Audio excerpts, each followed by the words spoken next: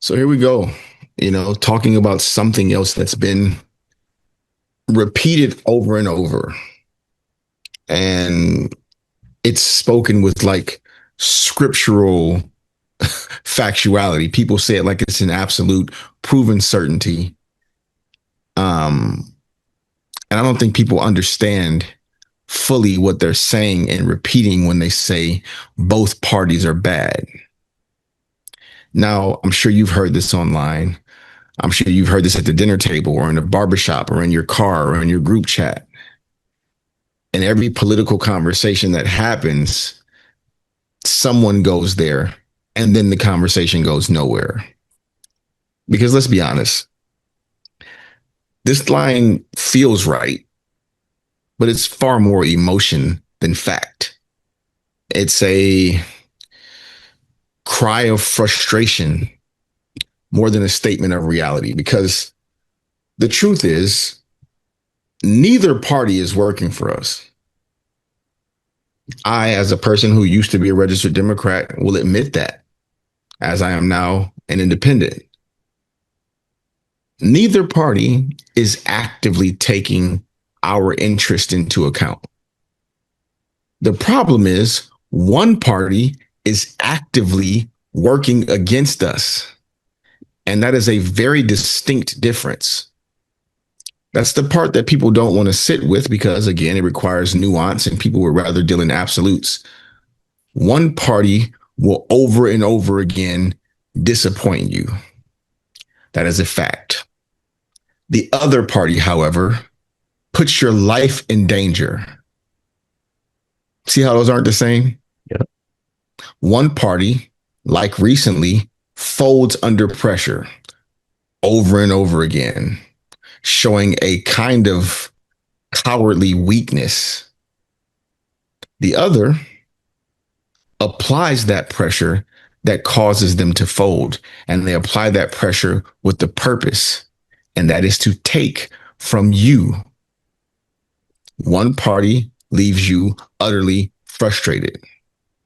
The other literally weaponizes its power against its own people. You hear how those are not equal threats? Those are not equal levels of harm. So let's talk about stakes. Democrats compromise too quick, negotiate too soft, let corporate interest shape their policy decisions. Very, very important thing to point out here. Half measures while we're dealing with a whole crisis. Am I giving them grace? Absolutely not. Even those who I've met and talked with. I am, however, giving them critique. But let's stop pretending that the weakness that Democrats are showing is the same as the corruption and hostility that the Republicans are showing.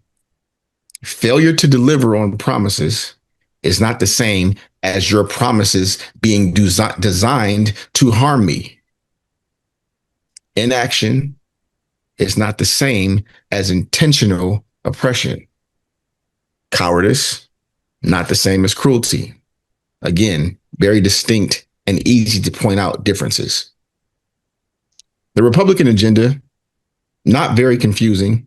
They're not shy. They're not cowardly. They're not shy. They're not subtle. They're not half measured. Yeah. They're actively, and Ramses, you might want to count these, banning books, restricting rights for immigrants, women, and all marginalized communities, criminalizing some people's very existence, erasing history, normalizing political violence, suppressing votes, dismantling democracy, aligning with white Christian nationalism, elevating religious extremism, reshaping the courts, trying to rewrite and rig elections, openly promising to never surrender power. Rams, were you writing those down? That was 11. That's not incompetence, folks. They are not making a mistake in harming you. They are doing this very intentionally. Hostility in policy form. So yes, be mad or furious at Democrats. Demand more, hold them accountable, critique and criticize them openly and vehemently. But don't let your frustration blind you into believing that these things are two sides of the same coin. One party is actively working to reduce your rights, your voice, and your safety. Democrats might not do a good job working for you. Republicans are working against you. These truths are not parallel, they're not equivalent, they're not balanced. Here's some more clarity. Both parties are bad creates a moral fog. It flattens the stakes, it eliminates nuance, and it excuses disengagement. It hands victory to the most extreme actors in the room. It lets people feel righteous without being responsible. Both parties are bad, like Rams and I have said many times before. It's like a vibe. That's not data. That's not facts. That's not analysis. It's like a political shrug because you don't feel like it anymore. These consequences hit very hard, man. And it's becoming kind of scary. Let me put it bluntly. You don't have to love Democrats or trust them, and please don't defend them. But you do have to recognize the difference in the harm. One party disappoints, the other endangers. One party fumbles progress, fumbles hundreds of years of progress. The other weaponizes that regression. One party does not work for our interest. The other actively works against you. That's the real distinction. So yes, the system is flawed. It must change, and Democrats need a backbone. You deserve better.